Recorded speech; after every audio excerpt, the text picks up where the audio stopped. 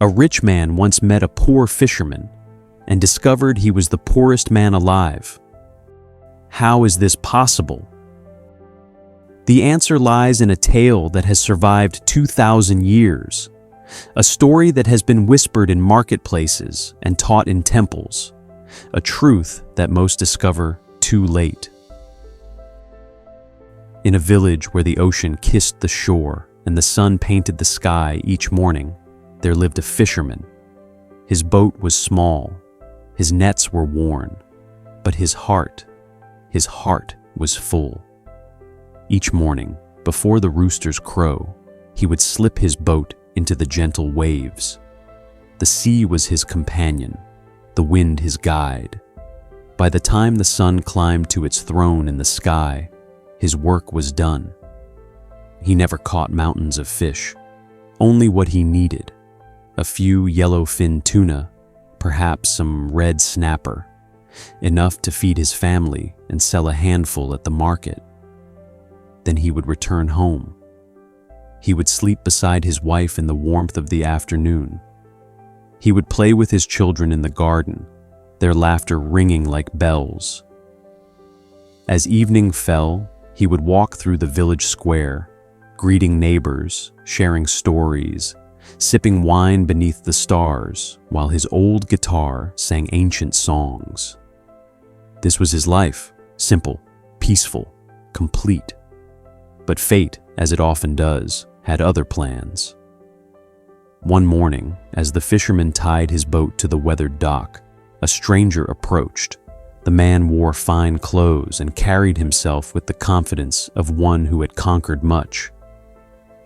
This was a merchant from a distant land, a man who had sailed across oceans, built great enterprises, and accumulated wealth that could fill warehouses. He had come to this village seeking, well, he himself did not know what he sought. Perhaps rest, perhaps meaning. The merchant watched as the fisherman secured his small catch. The sun had barely reached its peak, yet the day's work was done. Curiosity overcame the merchant. He approached. "Good fisherman," he called out, "I could not help but notice your catch. Fine fish indeed. Tell me, how long did you toil upon the waters to bring in such bounty?" The fisherman smiled, a smile that held the wisdom of 1,000 sunsets. "Oh, not long, friend. A few hours at most. The sea was generous today." The merchant's brow furrowed. "A few hours? But why did you not stay longer? Surely you could have caught twice, perhaps 3 times as much." The fisherman tilted his head, genuinely puzzled. "But why would I need more than this?" The merchant felt a surge of purpose. Here was a man in need of guidance, a man whose potential was being wasted on these simple shores.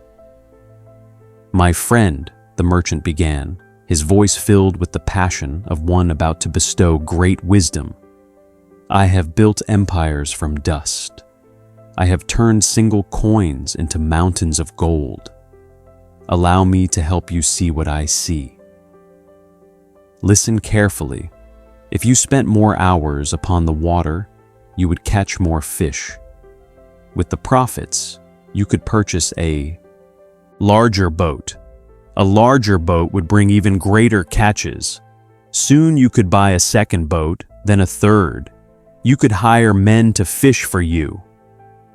The fisherman listened quietly, his eyes reflecting the dancing light of the water.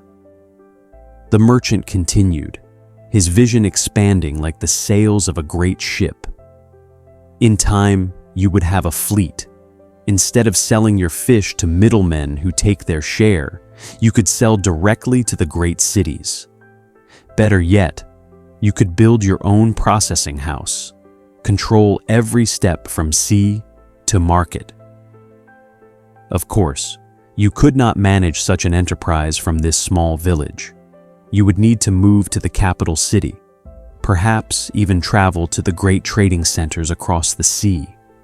You would dine with governors, negotiate with princes. Your name would be spoken in halls of power. The merchant's eyes gleamed with the fire of ambition. He could see it all so clearly. But the fisherman simply asked, "And how long, good merchant, would this great journey take?" The merchant paused, calculating. With dedication and fortune's favor, perhaps 15 years, 20 at most, maybe 25 if the winds are unfavorable. The fisherman nodded slowly, as if considering this great plan. Then, with a voice as calm as morning tide, he asked, "And after these 25 years, then what?" The merchant laughed, the hearty laugh of one about to reveal the greatest treasure. Then comes the most glorious part.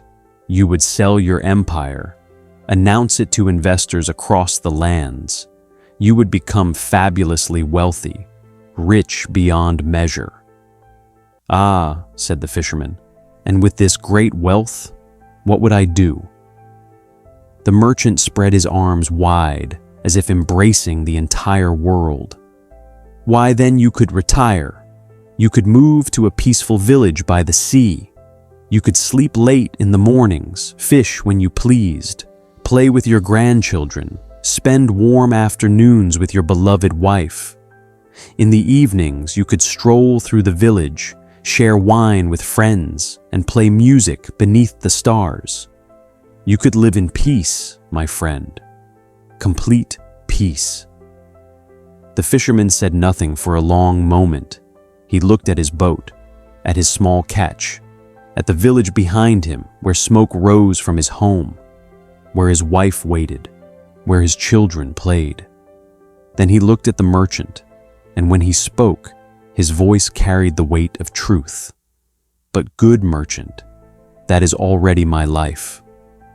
The words hung in the air like morning mist. The merchant stood silent. For the first time in many years, perhaps for the first time in his entire life, he had nothing to say. He looked at the fisherman, really looked at him, at the peace in his eyes, the contentment in his posture, the absence of hunger, of wanting, of that gnawing emptiness that the merchant carried in his chest like a stone. The fisherman was already living the dream that the merchant had been chasing for 30 years. He had time, he had love, he had community, he had purpose, he had peace. The merchant had wealth, he had power, he had influence. But in that moment, standing on that simple dock, he realized something that shook the very foundations of everything he believed. He was poor, and the fisherman was rich.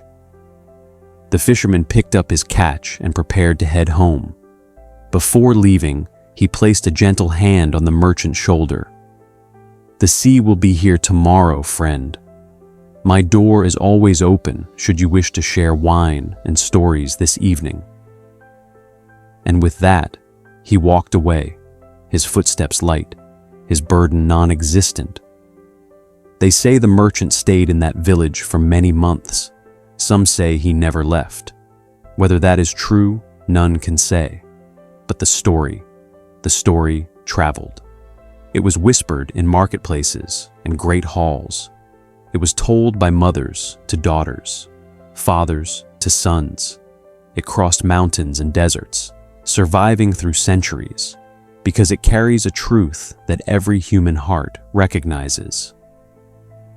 We spend our lives climbing mountains to see the view from the top, never realizing that the most beautiful sunset is visible from our own doorstep. Nopiest. Sacrifice our present for a future that looks suspiciously like the present we abandoned.